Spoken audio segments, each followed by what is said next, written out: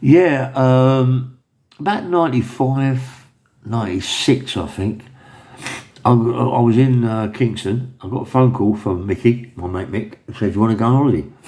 And I went, "Yeah, I love it." You know what I mean? My Danny went, "Go on, go. About time you have a break." You know what I mean? So I've been doing a lot of enforced work, earning lots of money. You know, Micky said it's all paid for, sweet mates. It's down to these little Colombian fellas, yeah. So I went out there. Micky wants me to look after him, yeah. So I'm out there and met these guys. I can't ski. I mean, got these big boots, and Micky went to Harrods to buy all the suits and the boots and all that stuff. I got my gear at Austria, yeah. Oh, fuck all that shit. I didn't want to be there anyway. Not in Austria. So I got this gear on, and Micky, these guys from Colombia, there's coming with about 4 or 5 heavies, yeah, big heavy guys. And there was one there, bald head, face of it smashed up, but he was like built really not really well, not big, but built nice, yeah. And mate, he couldn't ski. In days, he come down the black. I couldn't believe it. Me, I couldn't even come down the blue green. I kept falling over.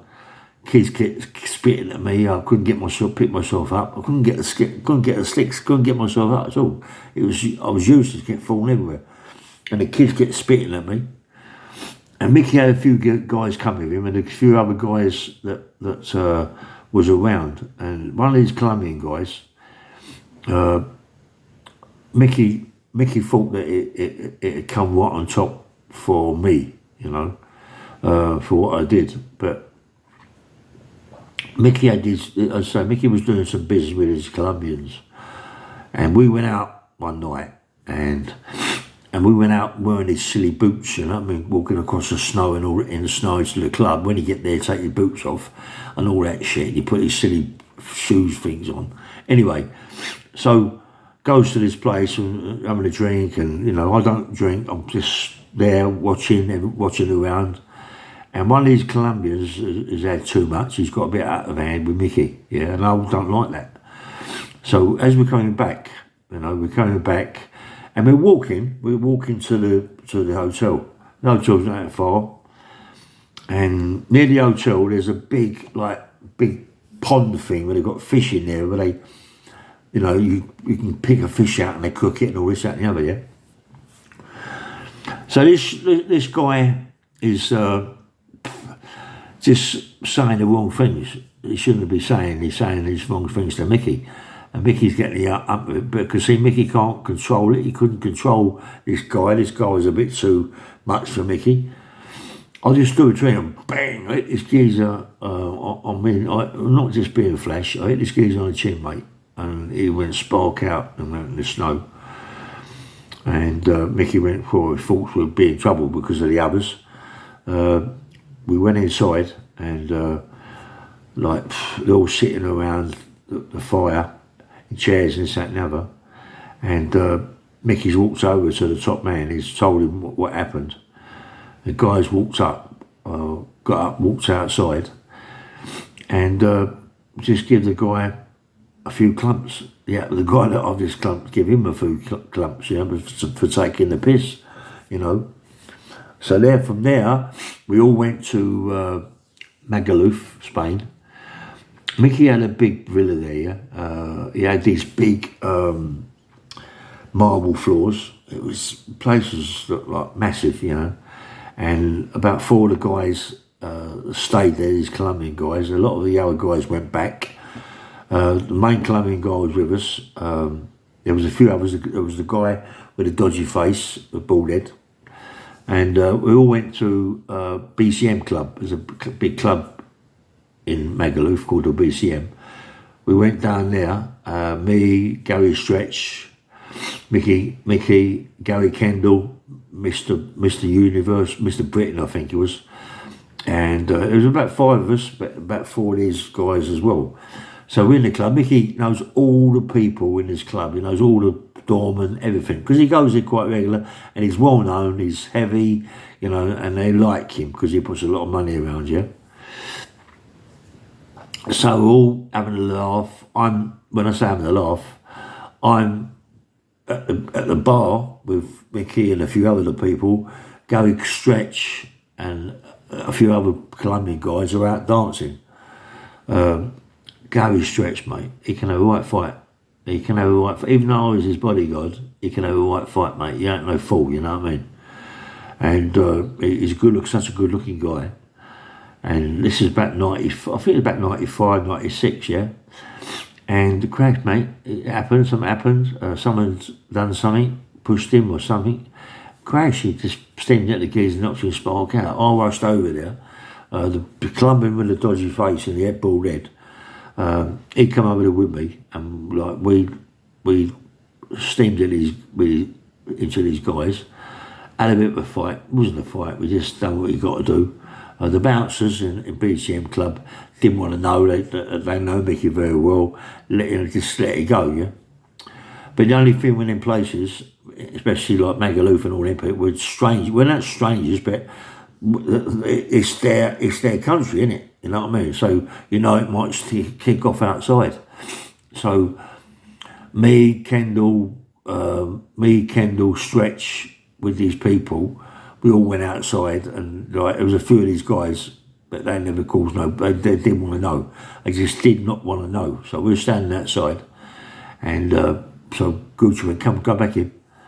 Go back in, and Gucci's dancing about there. He's stretching, all dancing. I'm at the bar with Gary Kendall and a few other people, and all of a sudden, these two birds come over to me and Gary Kendall, right?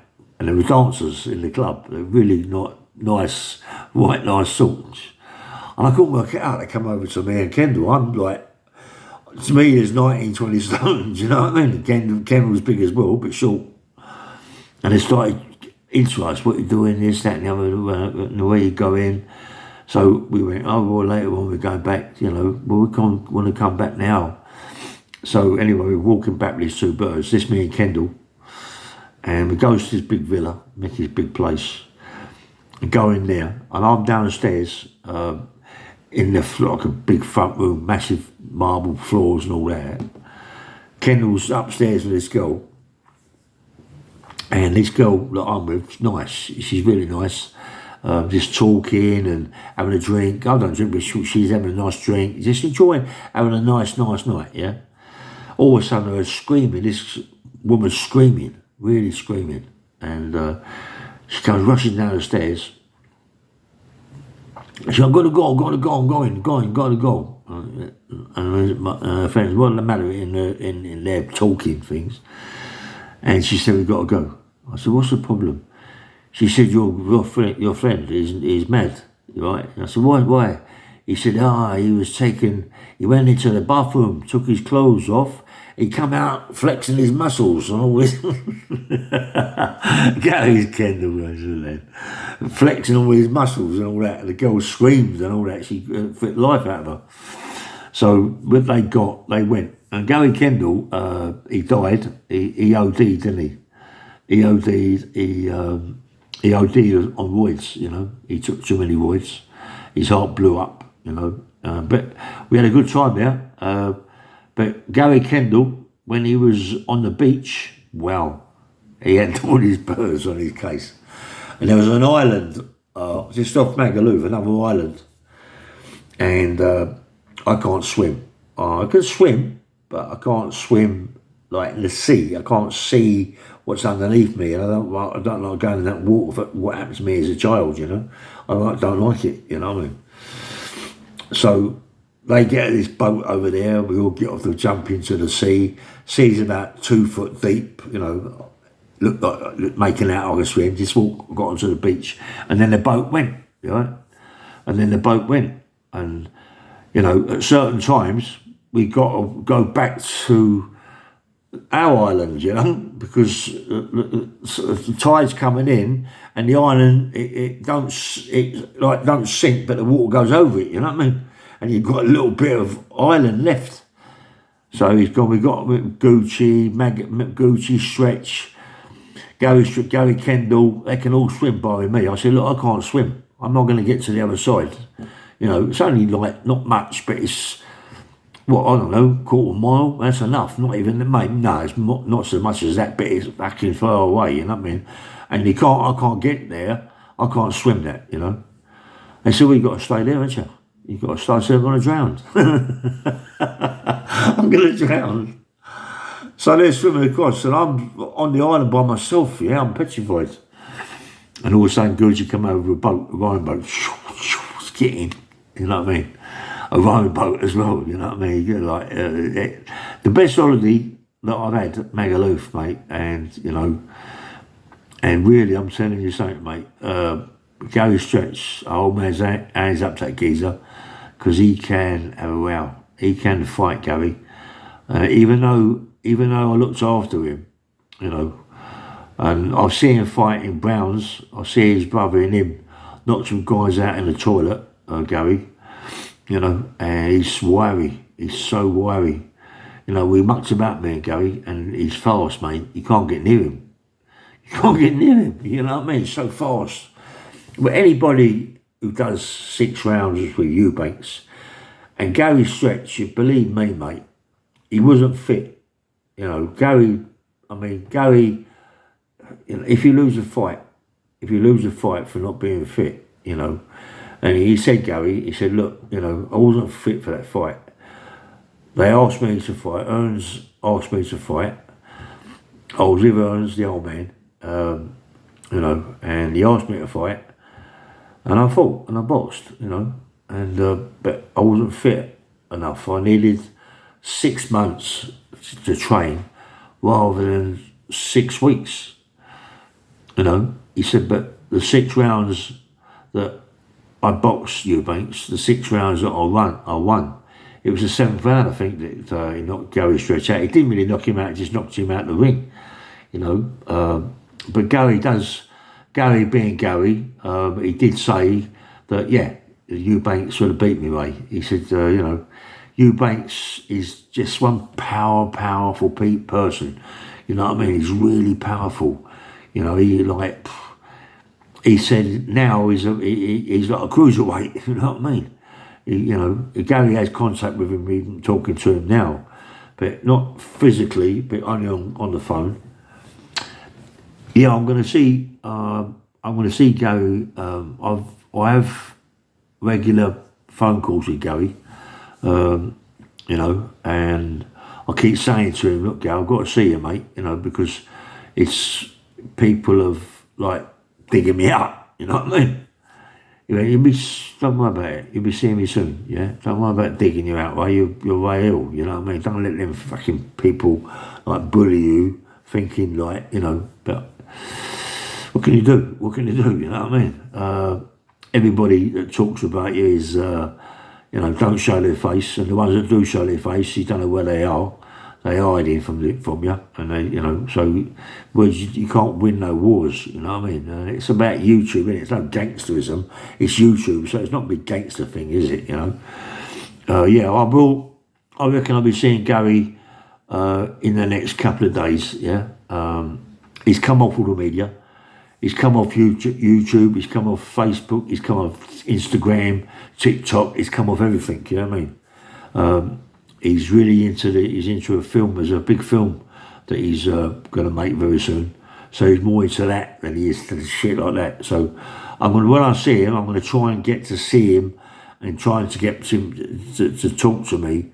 Only if he talks to me for, 10, 15, 20 minutes is enough, you know, is enough. Because he's really peed off with everything that's been said about me. You know, he wants to put it straight. You know, and, you know, he just said, look, I don't know, he said, mate, he said, I don't know why you're even bothered about these people, you know, because you've got to remember, yeah, that these people that are running you down and doing this, that and the other, you're the person that's making their channel. Without you, their channel don't exist. You know what I mean? Their channel don't exist, mate, so don't bother. You know, don't worry about it, you know. It's only because they put you on their channel that everybody wants to know them, you know. I said, yeah, I guess you're right. He said, yeah, they're no one's. They're no one's, mate. Without you, their channel don't exist, mate. Remember that, yeah? So because he he looks at things that I send him, that I send him. That I send him. He's not on YouTube, but he gets to see them through through other means. He gets to see them. He's not happy, mate. He ain't happy at all. But that's life, isn't it? You know what I mean? It's life. He just said, look, don't take notice of these people, because without you, who are they? They're nobodies. Do you know what I mean? They're nobodies. Just don't worry about them, mate. They're going to get, people who just get to realise what they are and who they are, and just push them aside. They're no ones. That's why he's saying that, he's not on the media, he's not on Facebook, not on Instagram, not on TikTok, not on YouTube. But what he's going to do, he's got people around him. Said, look, I don't use you to be in other people's YouTubes, right? And all that, just because what you're seeing. I want you to come on my YouTube. I want you to do me. I want you to come on my channel and just do an interview. Only for a little while, Gary. Say it's okay, I will. You know what I mean? So it's very soon. I'm going to do an interview with Gary. It's going to happen. So it's going to happen. I know everyone's going, yeah, but it's going to happen. Yeah, bang, bang, well. Nice one.